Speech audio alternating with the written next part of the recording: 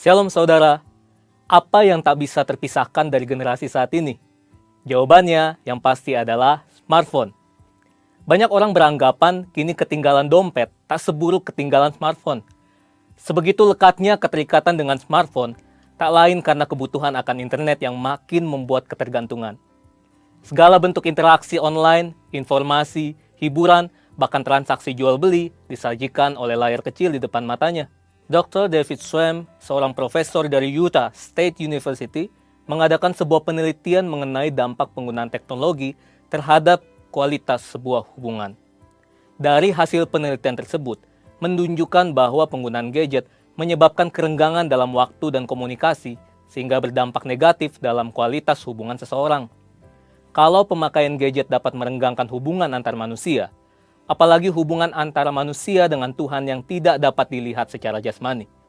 Oleh sebab itu, di dalam Voice of Pentecost kali ini, kita akan membahas mengenai keterasingan di dunia digital. Februari 2018, Barna Research meneliti lebih dari 1.500 anak muda berusia 18-29 tahun yang menggunakan smartphone. Jika dihitung, berarti mereka menghabiskan 115 hari dalam setahun hanya untuk menggunakan gadget.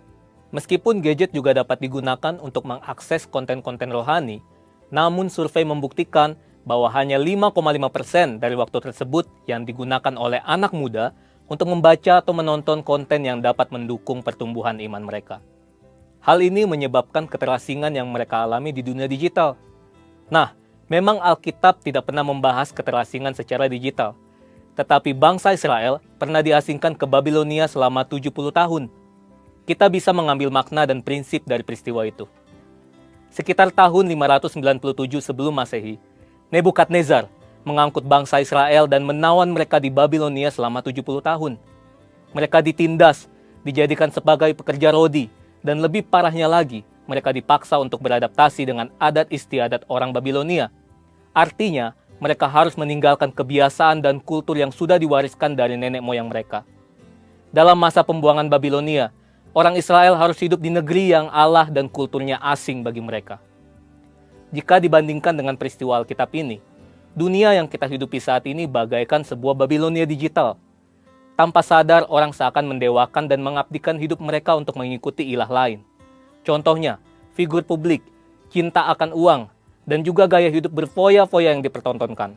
Banyak orang berpikir, jika mereka tidak hidup mengikuti tren, maka mereka akan dianggap kuper, gak gaul, tidak relevan, dan dijauhi oleh teman-teman. Bukan berarti anak Tuhan harus menjadi kuno, tidak up to date terhadap perkembangan zaman, dan tidak boleh mengikuti tren tertentu. Saat itulah anak-anak Tuhan tetap harus menunjukkan perbedaan dan justru bersinar di tengah pengasingan seperti Daniel, Sadrak, Mesak, dan Abednego. Berikut ini adalah prinsip yang harus dilakukan anak Tuhan untuk dapat menjadi saksi. Yang pertama, hidup dalam keintiman dengan Tuhan. Berdasarkan penelitian yang dilakukan oleh BRC Indonesia, ada sekitar 86,6% dari anak-anak muda yang memiliki kehidupan yang intim dengan Tuhan. Namun di sisi lain, ada juga anak muda yang masih mengalami anxiety attack ketika berhadapan dengan berbagai masalah dalam hidup. Survei Sinode GBI menunjukkan ada sekitar 36% kaum muda GBI yang masih mengalami hal ini. Daniel 6 ayat 11 mencatat bahwa Daniel menjaga keintimannya dengan Allah dengan berdoa kepada Allah 3 kali sehari, sehingga tidak membuat iman Daniel gentar ketika ia dihukum masuk ke gua singa.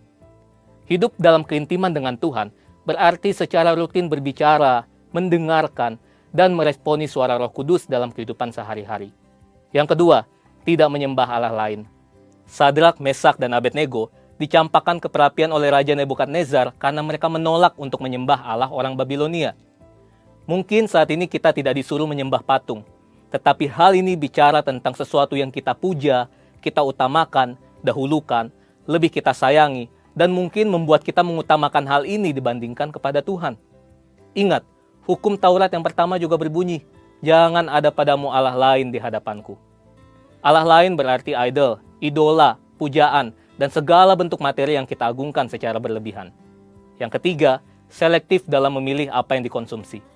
Daniel juga berketetapan untuk tidak menajiskan dirinya dengan santapan raja dan dengan anggur yang biasa diminum raja. Selektif berarti kita perlu memilah apa yang kita baca, jangan sampai membuat kita hidup dalam kekhawatiran. Apa yang kita dengar haruslah dapat menyemangati kita dan jangan sampai mematahkan pengharapan kita.